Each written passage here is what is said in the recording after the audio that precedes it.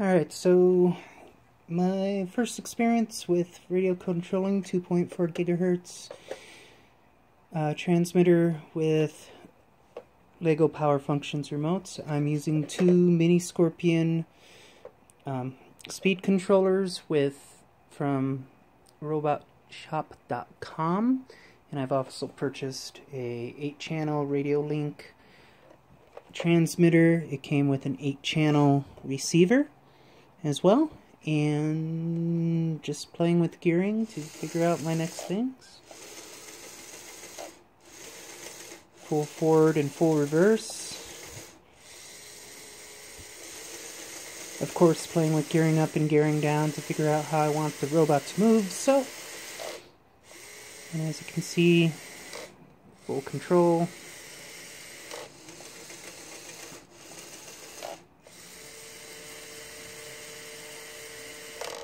So working forward to making Stabby the Space Roomba Lego robot become fully radio control.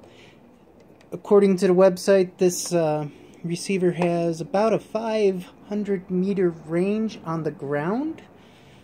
I have not built anything yet to try and see how true that is. However,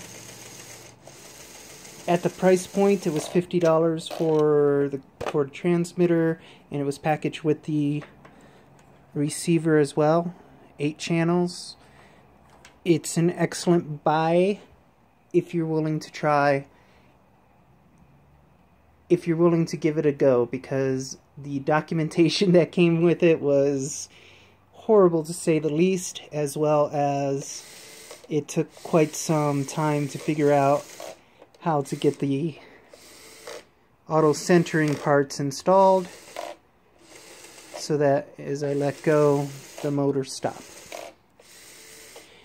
If you're brave and you're willing to try and read very badly translated Chinese, and you're not afraid to dig into your components and see what makes them tick, this is an extremely excellent buy. But you've got to be a little bit logically minded to give it a try.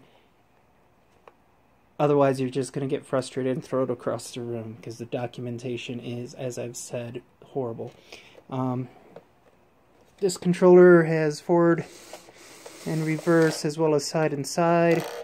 Has 2 switches, one that is either on in reverse or on in forward, and then it has another switch that's on, neutral, off, and reverse.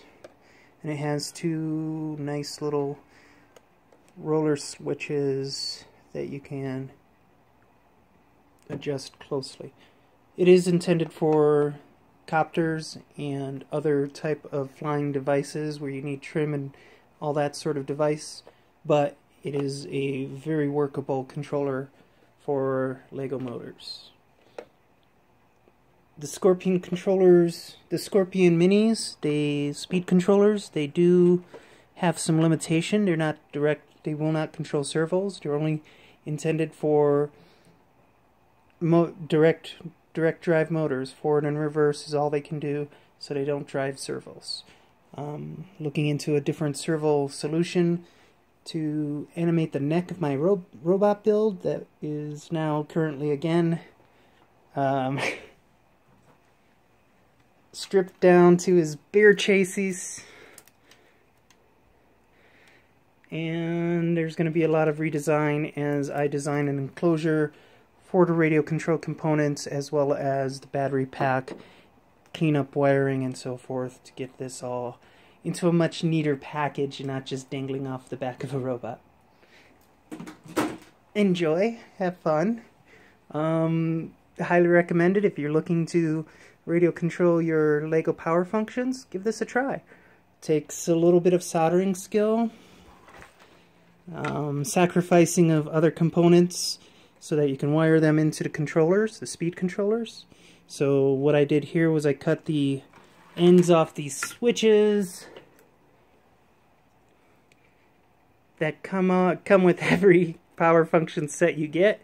And honestly, I've never used these switches for pretty much anything. I have tinned the ends of this for maybe a future project to work on, or maybe just to wire up some Tamiya connectors to, just to draw direct power off of a battery, maybe control lights or something that can go just on and you don't worry about controlling it. Alright, that's my little project update for the moment. If I'm going to keep updating, I don't know how many videos I'll make, but who knows? It's fun. Have a good night.